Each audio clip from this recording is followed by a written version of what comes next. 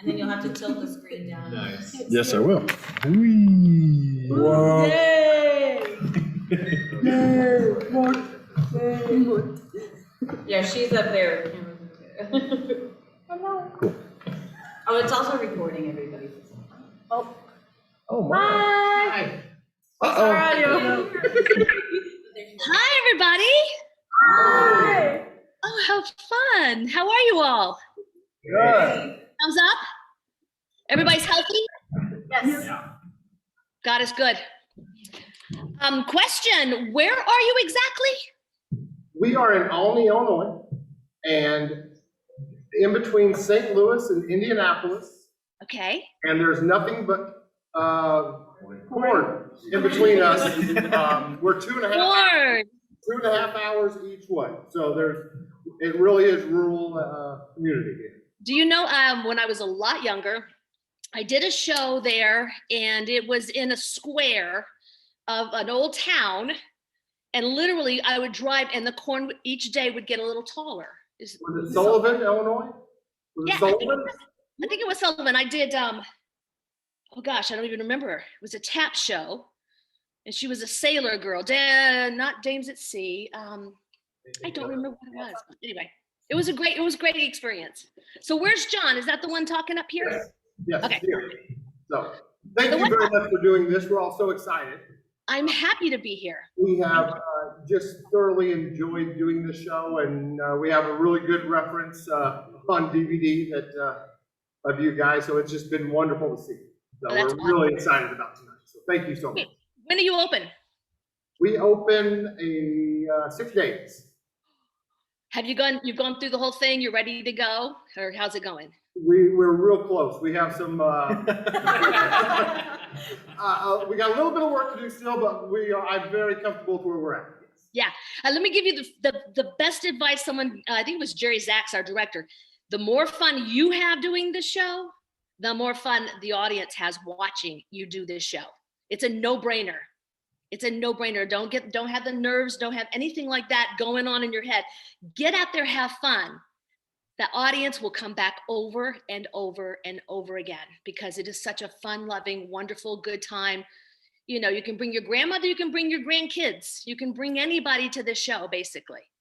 And it's just all about having fun. It really is. Stay professional, but have fun with it. So, okay, where's DeLee? Where's me? Hi. And where's Brenda Braxton? Brenda. Oh, Youngblood. Hi, Youngblood. Some days when we would have rehearsals, Adrian would call it old blood. And Brenda would get so mad. She's like, stop it, because they've been friends for years because they've done Broadway together. Okay, who else is, where's my BJ? Hello, how are you? Good, how are you? Good. Who else? Okay, where's the guys then? Where's the Adrian Bailey? Hello, you got it. That's a heavy track, dude. Yeah, it is. I'm good. During the day, don't talk. Stay off the phone. I'm sure you all know that, right? Talking on the phone is the worst thing you can do as a singer. Did you know this? No. Yes, because you're not using here. You're not performing and using everything down below to hold your voice. You're on the phone like this talking. It affects everything. Another great tip, Victor, I think it was Victor used to tell us. Where's my Victor here? Our Victor is not here. He had his COVID vaccination yesterday. Okay. And Victor's in pain today. So. Okay. Oh yeah, he'll be fine. He's vaccinated, so he just had to take a day off. So. I hear you. But Victor used to eat salt and vinegar chips. Have you heard that secret? Have you heard of that? No. Before performance, because it greases down all this.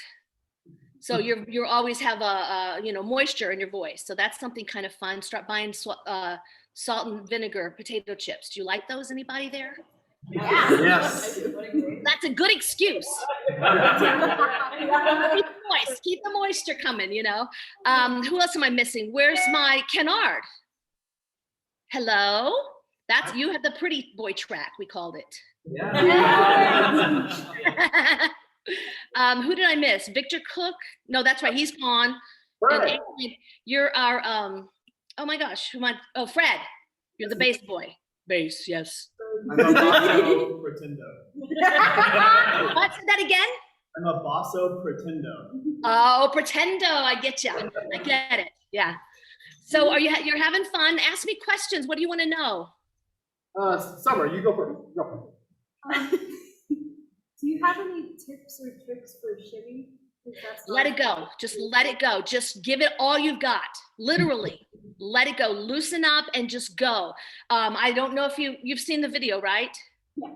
Okay. Well, my shoes I used to wear, they were called they were Jordan shoes. They're like $250 at the time, and we're talking 1995. They would have to put a piece of a metal thing that would keep, because they're tiny heels, to keep them. And so when I would do the turn toward the end of the shimmy, I would jam my foot down and just shake my butt as hard as I could. Luckily, you couldn't see my face. The guys singing back up would like crack up because I was just give it everything. That's why we'd get applause, because all of a sudden this dress is, would just go. And I'm not bragging on it. It's the dress, but you just have to plant yourself and go with it. And find the momentum, find the timing, because that's a hard dance. Unfortunately, we don't sing anything. That's another story I can tell you later, because I was like, well, what am I going to? I used to sing a song called Bossa Nova Baby by Elvis. He said, keep it easy, baby. I worked all day. My feet feel just like lead. Anybody know Bossa Nova? And I had this whole, like Joey Heatherton, probably don't know who that is either. This whole with the guys, and we were doing lifts, and I was throwing my leg around. This was when we were in Chicago at our first tryout, and it was called Baby That's Rock and Roll. Well, they cut that number, and I was like crying and crying. They ended up hiring my husband, Robert Torti. Anybody know who he is? They don't realize they do, but I bet they do. Age-wise, we have some Disney kids here. Oh, Sweet Life of Zach and Cody. He played the dad, the rock and roll dad. That's my hubby. And so we met doing this show in LA, which was the second tryout. But Bob, my husband, could not come to New York, so they hired this other guy. And not as good as my husband. My husband's a real rock and roll, he was perfect for that era of song and stuff. Did you see Joseph in the Amazing Technicolor Dreamcoat? He was the Pharaoh, the Elvis Pharaoh. Yeah. So because of the show, we have an amazing life together. We've been married since 1999, and we've adopted 2 little girls that are now 18 and almost 17. And because I waited to have kids, because I wanted my career, And I was like, on my deathbed, that Tony nomination is not going to do anything for me. I want people around me, that we won a Grammy. I don't know if you know that about Smokey Joe's Cafe. It was a collaboration. It was the first time Lieber and Stoller ever won a Grammy. Imagine that. With their songbook, it goes forever and ever a day. It's so thick, and they've got so many tunes. Anyway, back to let me get back to the shimmy. Just enjoy it. Pace yourself. Make sure that are you doing the same choreography or different? It is based on, but it's similar, but not the exact same. Okay. Just find your moment, sweetheart, when you can give it everything and then pull it back down. It's like a simmering pot. Think of it like that. Like you're going to get, nope, not going to do it yet. Oh, nope, wait for it. And that to me, though, when you slam it and just shake it, that's it. Do you have a shimmy dress? Yep. Okay, good. Yeah, okay. William Ivy Long, they made a dress. Well, I didn't even have a shimmy dress. So we're in LA. Do you want to hear this story? Am I boring you? Of course. We're in LA, and he's like, right off of Hollywood Boulevard. And they had no dresses for me yet. And so he's like, get out there and get her a little hoe dress. So they go out and get this really tight little dress. And he's literally pinning the fringe on me as I'm turning. I keep turning and turning and turning and turning. And what he did that he didn't realize, but he kind of put it on the bias. So most shimmy dresses are made flat. So the shimmy, you know what I mean? It just goes back and forth. This one's got a little of this. So then it really goes. Right? So once we got off stage, it was like, oh my gosh, it was so amazing. But they had to realize they had to pull the, I don't know if you have this, and forgive me, boys, make sure they put a little crotch piece of fabric underneath, because when you start to shimmy, it comes up. So make sure it's a dress that you step into and pull up. Does that make sense? Like, you know what I mean? Yeah. And that will keep it down, because the last thing you want to do is up here and then your dress is up here, right? Was that inappropriate? Am I going to get in trouble? Anybody offended? I don't want to offend anybody. No. She's 16, so we've had those talks about what she's wearing underneath, because it rode up one night. Yeah. Well, then, do you understand what I'm saying? Then have someone sew the little panty crotch. That's okay, whatever. Into you step into it and pull it up, and it'll never ride up on you. Got it? Yeah. Good. It's a fun number. Enjoy every second of it, because it goes by like that. Everything in the show goes by like that, right, people? Yes. You think, oh, I got to start this song. Oh, it's over already. Right? So let me tell you what Jerry Zaks, this was his whole idea of the show, was the first half is your innocence, your youth, the young blood, the falling in love. That is all that purity, the neighborhood. You're going back. You're almost reminiscing about how wonderful that was. Act 2 becomes the mature, sexy part. At Smokey, Joskin. So it just, your whole facade should kind of change. So when the audience comes back for the second act, they're like, oh, well, who's that? And then you become the women. And then that whole section is, Jerry would say, it's like throwing the ball from the boys to the girls as women, and then walk off. Don't give them anything else. You finish, boom, turn and get out of there. And that's the comedy of what leaves the guy sitting there like, boom, whatever, what's the next number? There goes my baby. There goes my baby, yeah. It's like, oh shoot, what have we done? Okay. So pass that ball. And then when it comes to the end, just give it everything you have with, what's the last number? Huh? Stand by Me. Stand by Me. Yeah, I couldn't think of it. I was thinking of what I have to sing off stage left. Ooh, whatever.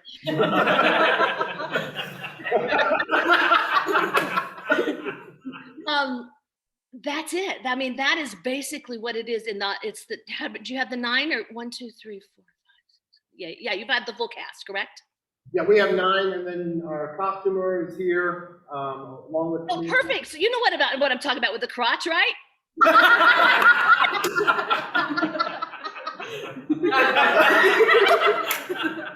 not very I shy. should dress if you want to see it. Say again. We're not very shy around here. What else? What do you want to have questions? And where's I already saw Patty. I saw the girls, right? Yeah. Because the one sitting behind you there, move over a little, can you? Yeah, you. Thank you, sweetheart. Look you. I'm a choreographer, a dancer. Get over where I can see everybody. Get your windows, people. Windows. So who has questions? What do you need to know? What can I, how can I what? Don't be shy, guys. Don't give this opportunity very often. What was your favorite song of the whole show? Singing or performing it or singing? Or Fallen, I couldn't stand it. I couldn't stand it because I'm a singer, dancer, actress. I like to move and sing and dance. And Jerry was like, just stand there and sing. And I was like, but I don't like to. I like to move it. My last name is Lively. I was born ready to go. And boy, that was a hard, my heart would be beating so hard when I hear the bum, bum, bum, bum, bum. And I'm like, oh shit, here I have to go. So finally he had me walking a little more and he'd let me, and I could just relax in that. But that was a tough one because the arc of the show, you've got neighborhood, and then is it Youngblood next? No, what's next? It was Youngblood. Neighborhood Youngblood Fallen. It is Youngblood, and the audience is like, yes, and then you hear bum, bum, bum, bum, and here comes me out the side of the thing going with this song, and I could even hear the 4 boys frozen in the back going, oh boy, because stop talking, please, guys. But the arc of the audience kept wanting to go up, but that's what I'm talking about when I was talking about the simmering pot. Jerry liked to get the audience roused and then just sit for a minute and just sit on it and then go back up again and then just wait. Okay, so think about that as your arcs go through. Who has a question? Oh, I thought that was an arm up. So what else? What else? Anybody? What do you think of the question? I say I got one. So I sing the song Spanish Harlem. Okay. We were doing some research on it. So basically, it was just an instrumental to start with, and then they added lyrics. Is that true, or was that in the show originally? No, originally it's trying to think. I think it was just Kennard singing. Is that what you said? Or were you talking about Right. lyrics? He's talking about when it was originally written. Originally written. It was an instrumental, and then they added words to it. Oh, I don't know that history. That's a great question, though. And I do have Larry and Lieber and Stoller would come to our rehearsals in LA right before we went to. No, I'm sorry, we were in New York City. So they came on out at one point, and Jerry Zaks eventually just said, nope, no more. You cannot be in rehearsal anymore, because we turned to sing, and then one of them would raise their hand to try to give us a note. And Jerry's like, no, dudes, I'm the director. I got this. Me, we got this. So there was this one problem when the falling in love at the very end, right? Jerry would say, I don't want you to hold it too long. And he says, you can just feel it, but don't hold it too long, but hold it long enough. So one day, Lieber and Stoller is now sitting in the hall. They're not allowed in the rehearsal studio at all. We were at the Michael Bennett Studios. And do you know who Michael Bennett is? A chorus line? Da da da da. That was my very first Broadway show back in 1979. Okay. Yeah. What was I getting at? So I'm walking to get water, and Jerry Lieber deliberately gets up and walks by me, and he we cross in the thing, and he goes, hold that note a little longer. I was like, oh, I hope Jerry didn't hear. You want everybody to be happy with what you're doing, obviously. So that was kind of funny, but they got kicked out because they were just too mouthy way too mouthy. So I don't know about Youngblood. That's a good one though. But I do believe that Kennard used to just sing it, and then they added Brenda for the backdrop and the dance. And there was a point when I was understudying her for that because she was going away for a couple weeks, and I had to do that, and I was good as Brenda. I tried. So what else? What advice do you have for amateurs who want to get better at their passion but are not looking at it as a profession? Oh my gosh, I think that's an awesome place to be.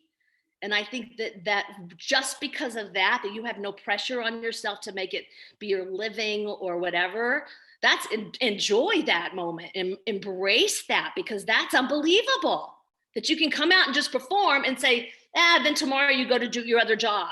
Do you know what I mean? It takes the onus or takes everything away. So if that's what some of you are doing, that's awesome. And I applaud you for that. And I applaud you for knowing that that's what you want to do, but don't want to do.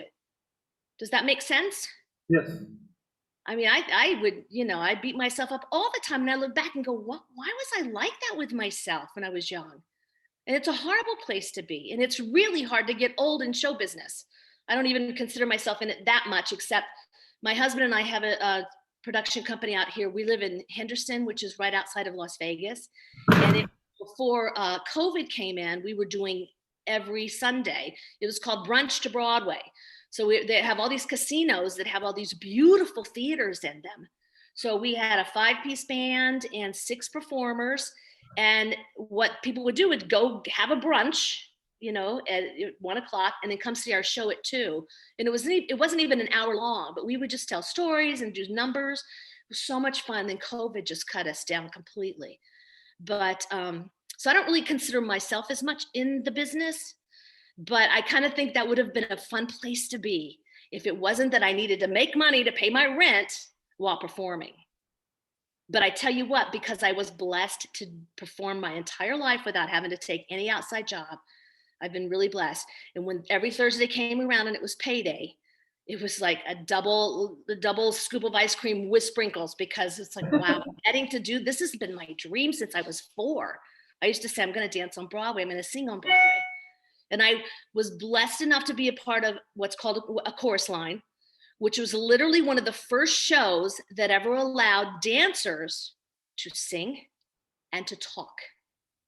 Because the old school musical theater would be the dancers would come out and do their counts of 8 and then go off stage, and then the singers would stand and sing, and then the star was in the spotlight. That's old school musical. And Chorus Line broke down every barrier in the book about dancers that sing, singers that dance, and acting. So that was a great show. That was very fun. So, and then I got to work with Tommy Tune. You know who he is, right? The tall tapper. I did Grand Hotel. Do you know who Jane Krakowski is? From 30 Rock, the actress, and she's a musical theater girl. I replaced her in Grand Hotel on Broadway.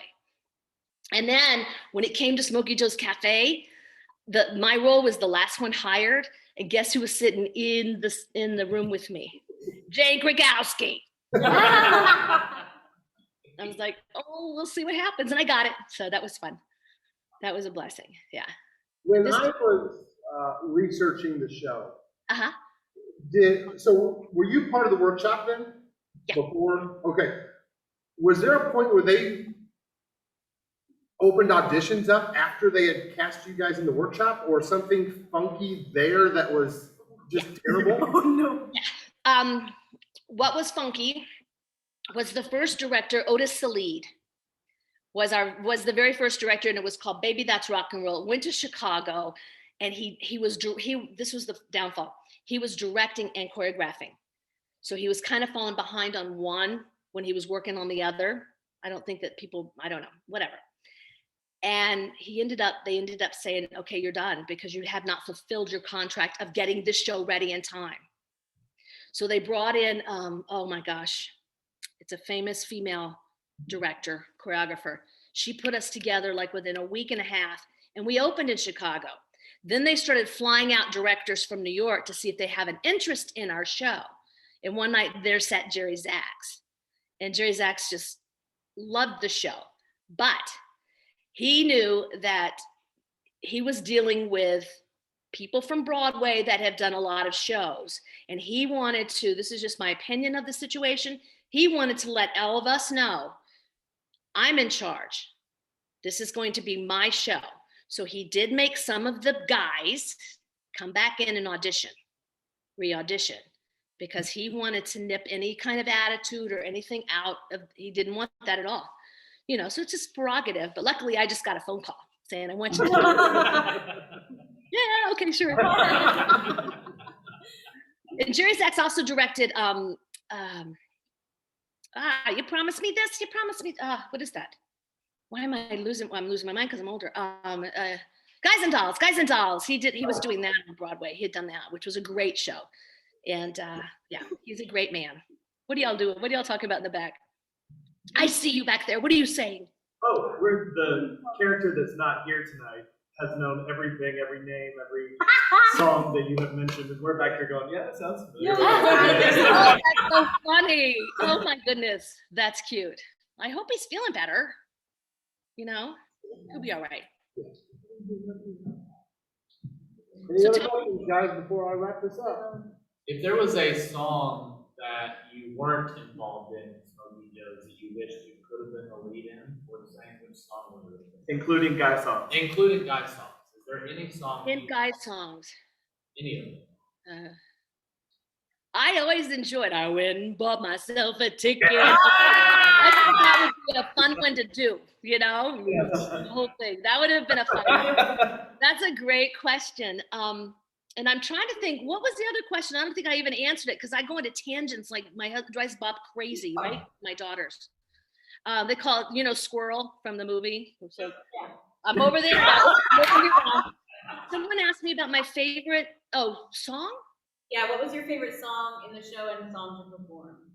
You know what I loved, and it would bring tears to my eyes, was Stand By Me at the end. It's like we've come this far, we've traveled this far, and this is everything I own is right here. And it's like wearing it on your sleeve right here, and this is it. I love doing that. I love the unity of that. I did love Woman on certain days, and then certain days I was like, oh, I didn't like it so much that day. But that was a really powerful, enjoy that Woman song, girls, just enjoy it. It's the power, it's the cat's meow. It feels so good. I don't know. I loved this show. One thing we would do before every performance is go down on stage, hold hands, and pray, and be grateful. And that to me was like a real. It's a bonding. The show has no star. This show has 9 amazing, talented people that work together. So leave anything out the door that's not needed in there. The prayer for us, even if you're not religious or whatever, just the unity of holding hands and knowing you're going out for an hour and an hour and a half, hour 40, and you are going to work together to make this piece brilliant. And know whatever each one of you have to bring to the show, that's you. That's your gift. Don't go out there and try to be me. Nobody should go out and try to be Brenda. Don't go out and try to be Fred. Be you, because that's what this show is about. Like a chorus line, going back to that, each character needed to have this certain persona or attitude or whatever. This one doesn't have to have that at all. And I was like the youngest in the cast at the time. I was 30. And I think I was maybe, we opened in 1995, but we had already put like almost 18 months into the prior. A year, I should say. So, yeah, I mean, it's fun. Just make sure you rest up when you're not on stage, because it's exhausting. But I mean, I was still doing shimmy before COVID, and I was in my same shoes from 1999. My husband would joke about that. And then I'd take them off at the end of the number and throw them down. And I just bought some gold tennis shoes because I was going to continue doing that number. And then COVID, so I'm gonna try shimmying in my tennis shoes next time. Sounds like fun. You understand what? Yeah. Who is? Yeah. Women, do you have any advice for specifically like that song in general? For which song, honey? For women. For woman, keep your personality in it and mean what you say. Mean what you say, what you're singing about. Okay. And then the scat part, this is something that he used to say too. It's like women just getting together for lunch and they're just going bitching. He did that too. And that's what that scat is about. So don't feel like you're just going da-da-da, whatever you're doing, whatever your scat is. Have a purpose behind it. That guy over there cheated. He tried to have a reason for everything you say. Do you know what I mean? As you scat, which you're not saying anything, but have that fire in you. So that when you do hit, and that was another thing Jerry would have us, we'd be bitching it, here it goes, and you hit it.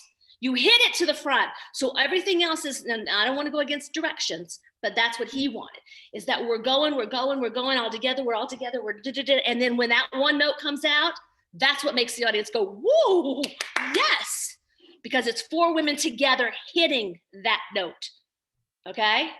And you hit it hard.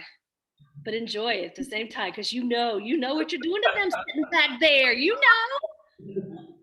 that they're sweating bullets. Like, oh my gosh, what am I going to do? So keep that in mind. Any other song that keep falling pure, sweetheart? Keep it pure, just real. So then when you do come out in the shimmy dress, it's like, oh, that was me then. Look at me now. And even if you're 16, that's okay. Okay. What else? We have her smile quite a bit in trouble. We have her smile pretty big during trouble, trying to tone that down just a little bit for the 16. Right. But, and that's okay too. And what you can do, keep in the back of your mind, this is kind of like fun. This is like your dress up. You can play it like that more, Right? Yeah. No, you think not. Yeah, I am. And it could be a secret. My middle name is Misery. You can play it like that. Like, I don't want to do it, Mom, I'm sorry, or Daddy, but this is what it is. And then take it away again. Do you know what I mean? Find it in you as a 16-year-old singing that song. Okay? As a trouble girl.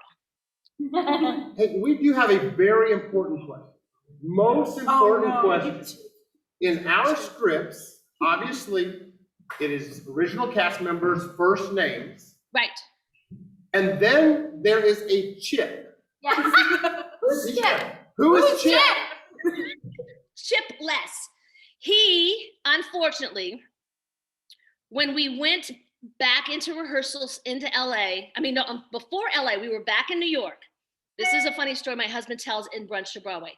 They were looking for the white guy for Smokey Joe's Cafe in LA, and they said they're looking for a Bob Torty type. You know what my husband's name is? Bob Torty.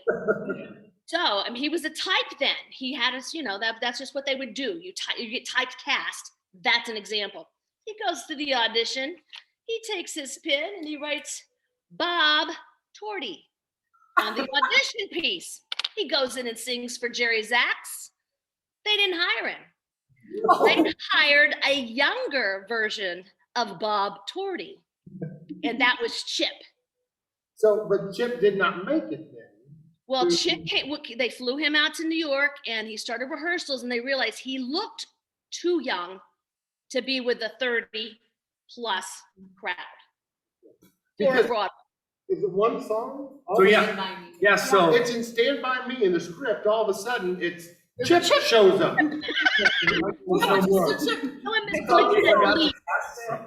so the real question is, in Stand By Me, should I sing as Michael or as Chip? Michael Parks was our original on Broadway. Chip, I can't think of Chip's last name, but he's on that Western country show where they sing. He's got light sandy hair. What's Chip's last name? I can't remember. I'm gonna have to get back to you with that, John. I just don't remember. But we were just curious because it was so odd. Yeah, we were reading all of the names match up, and then all of a sudden, Chip Chip arrived. gets thrown in. Salt and vinegar Chip. That's what it is. We thought, well, maybe this is the piano player, then maybe it's a Right. saxophone guy who's. We had no idea. So. Oh, you didn't? Oh, that actually is the costumer still there? That's where you come out. That's your part to sing. I'll get back to you with his name because he's kind of famous. He's also on oh my gosh, what am I blanking? Oh, Faith, my daughter's gonna look it up. Anyway, and my husband and Bob Torty and Chip had the same agent even, which is really weird. I know. But it worked out. But then again, like I said, Bob stayed back in LA because he had been married before. We both have. And we call that our practice marriage. But he had a little boy that was 4, and he wanted to stay back there and be a good dad, which I fell in love with that. Come on, people. But now my stepson is 32. It's been a long time. Yeah, it's a long time. That's crazy. I'm 60, people. 60 years old. I am. I can't believe it. I can't believe I just told you that either. I don't care. I can't see it. Any other questions? I'm going to wrap this up pretty soon. If not. Come on, people. I'm trying to go through the show. I wrote down some notes. Yeah, did you the first and the second half? Have you talked to anybody else about the show? No. No. The truth is, this we've put these people through a lot. They are doing weekly COVID testing. Wow.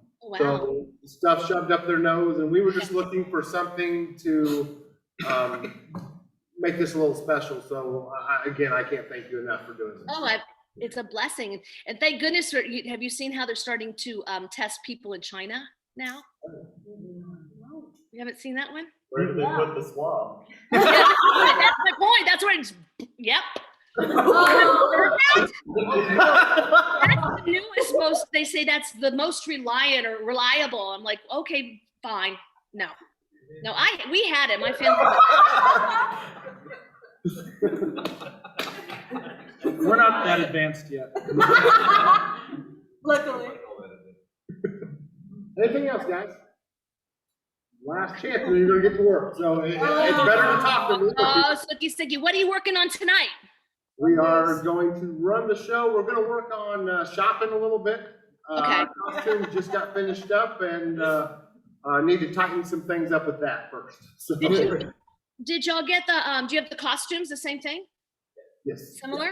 Do they rent them out? Are you renting them from anybody or? Nope. We have a talented costumer. Good for you, sweetheart. That's a lot of work. So what was under it for you guys? Because we're using foam and What all do you have underneath? Phone. It's a heavy foam piece. Okay.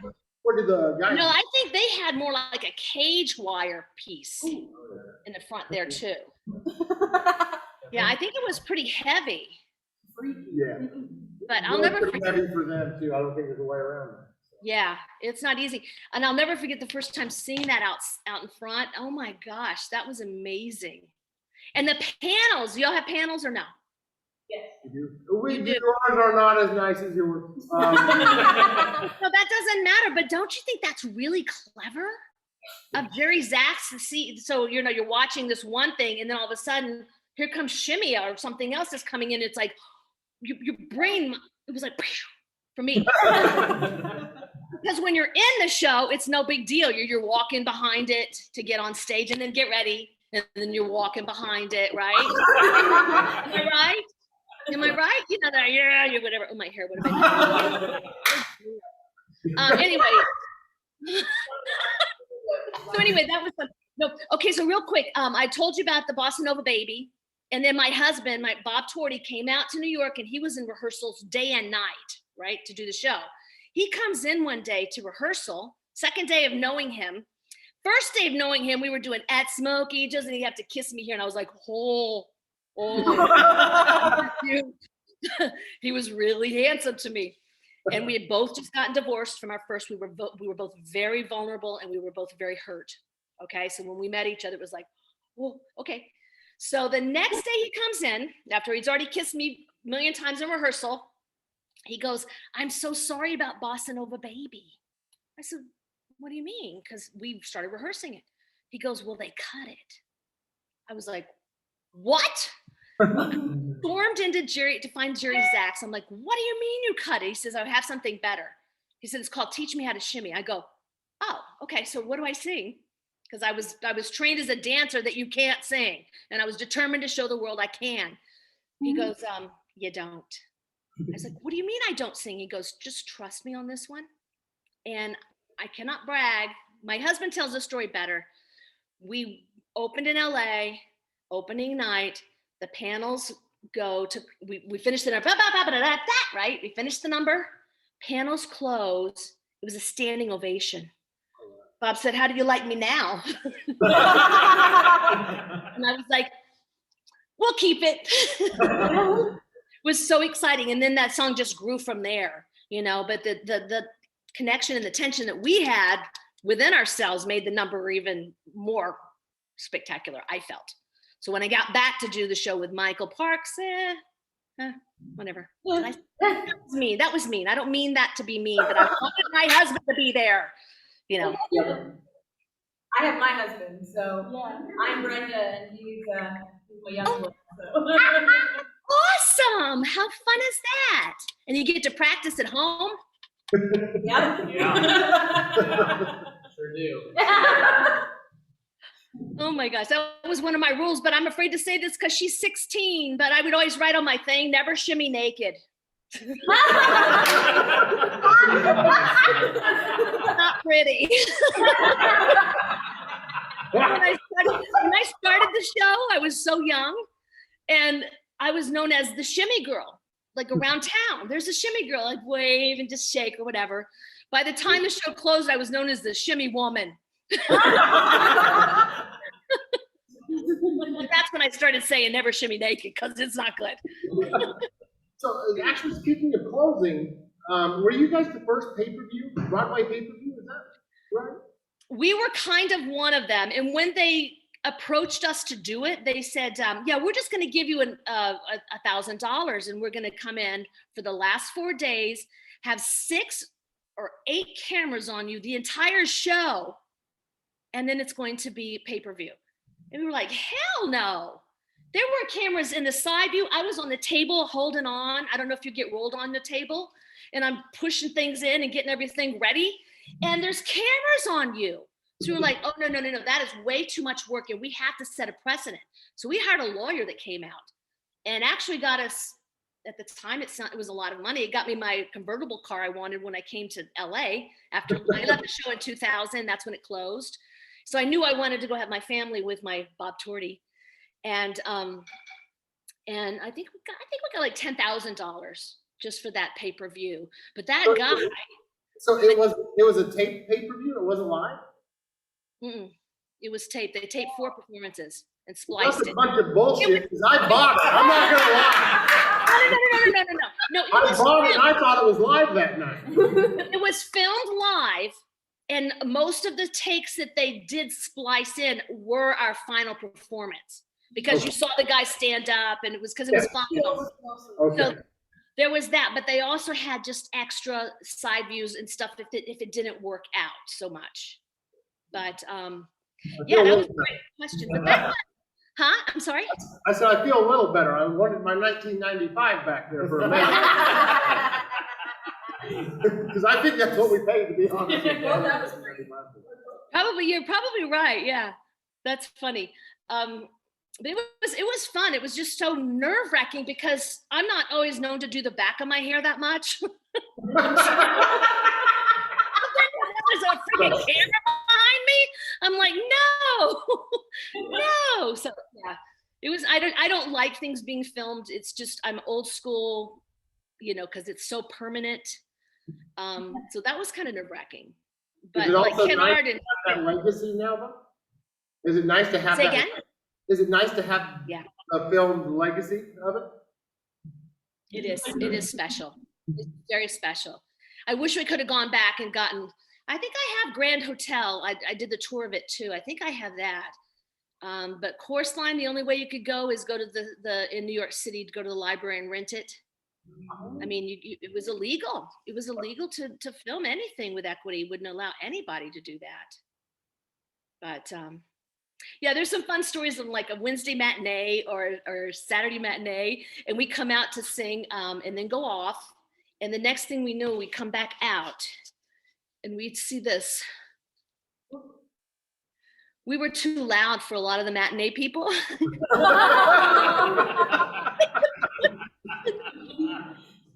And we're trying to hold that after Fallen, and someone would go, look down at whatever number, and there they sit with us in their ears, and our shoulders would be like this while we're trying to not do anything. We were laughing so hard at that. It was funny. But there's so many wonderful memories. And again, just have fun. Have fun. And do each performance as if it's your last one to do. Don't think about the next one. Think about what you're doing right then and there. Stay in that moment. Stay in the moment and enjoy.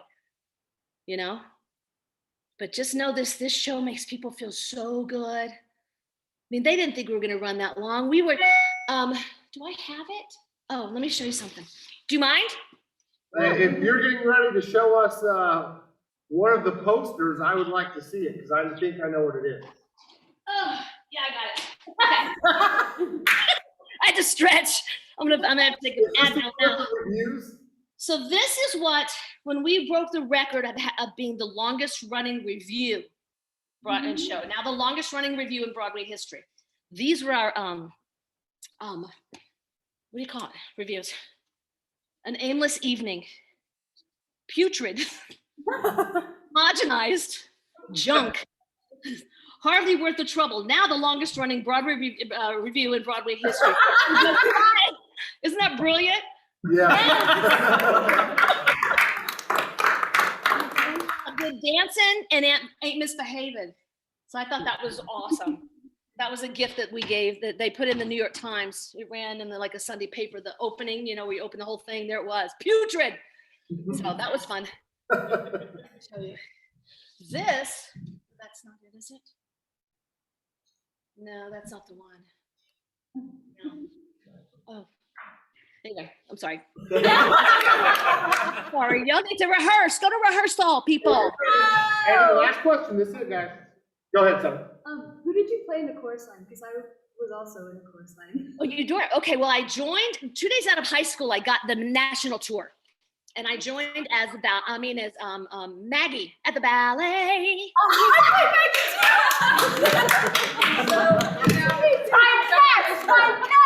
And then Michael came into rehearsals, understudy rehearsal, and I was understudying Val, tits and dance, right? And I got a phone call that night after the show, and it said, Michael wants you to join the line as Val. He said, I want to bleach her hair out. I want the pigtails, and I want her to use her Texas accent. So I would sing it, tits and ass. I got myself a fancy pair, tightened up the derriere, and it made, don't listen to me, Faith, I didn't give a fuck about the red shoes. Because we were touring through the Bible Belt, so they just wanted to have a little bit more fun with it. So, but then I went on to Broadway with it for years and years and years. But I tell you what, this is truth, honest to God. Performing as Val every night was so invigorating and wonderful because I got the job. Performing as Maggie, she didn't get it. I would go home so sad because you know, as performers, you become what you're giving to the world, or to the audience, I should say. And I would give everything I had, and I didn't get the job. And for days and days, I'd be depressed. And I realized, stop it, leave it at the stage door, you know? But once I got Val, and I always got the job, it was like life was easier. Does that make any sense to y'all? You know, of course it did. Yes, I felt Yeah. that. Whatever I did. You know what I mean? It's hard, but yeah, that was a fun one. That was amazing opportunities. And another one, Bob and I, we took Smokey Joe's Cafe to London.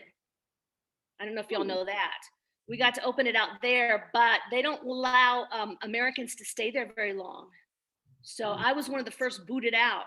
And Bob got to stay a little longer because they found me already quickly out there. But it was hard for them to cast the show out there because they're not triple threats as much as Americans are taught to be, you know? So, but it was a great time. This show has brought a lot of joy. Here's one of them, come here. This is my oldest daughter, our oldest. This is Faith. Hi. You need to wash your mom's mouth out a little bit.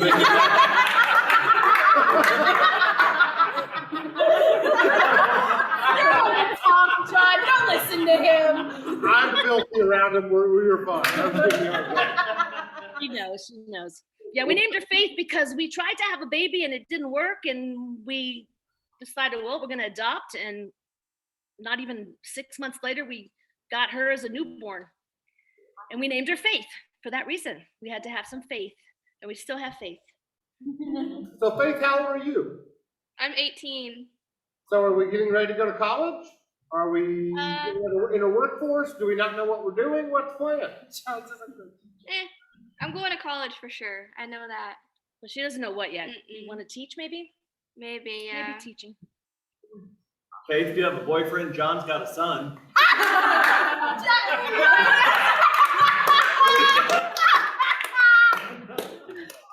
I have a boyfriend. Oh, sorry. Oh my gosh, I wish I could be there with y'all. What? In fact, I am there. Turn around. No, I'm kidding. Yeah.